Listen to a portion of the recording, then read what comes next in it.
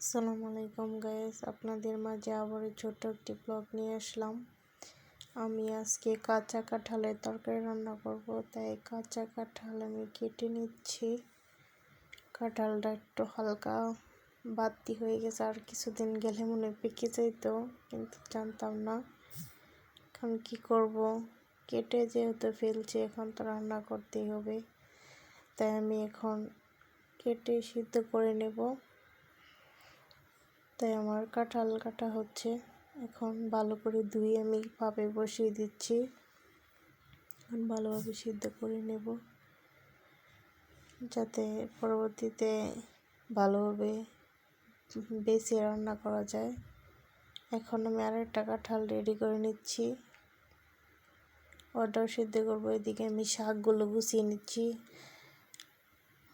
আফা বাড়ি থেকে পাট শাক, এগুলো শাক, কাঁঠাল, আম, বেগুন অনেক কিছু দিয়ে দিছে, মিষ্টি কুমড়া, সবগুলো গুছিয়ে এখন রান্না করতে চলে আসলাম।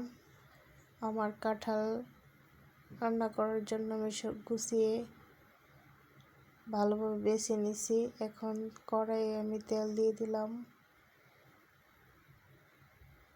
এখন পেঁয়াজ বাটা আর জিরা বাটা দিয়ে দিলাম, দিয়ে কিছুক্ষণ কষিয়ে নেব।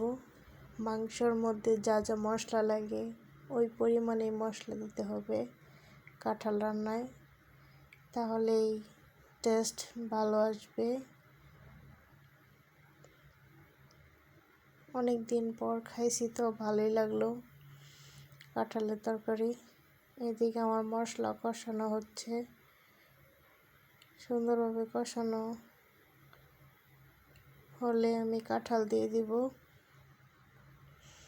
যাতে মশলাটা কাঁচা গন্ধ না আসে।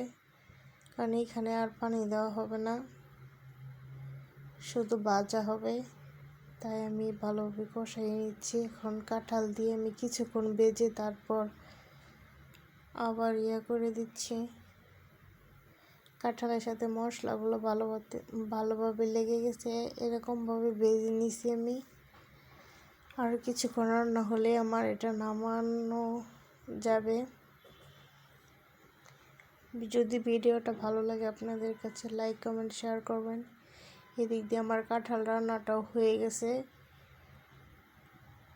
ঠিক আছে, আল্লাহ হাফেজ।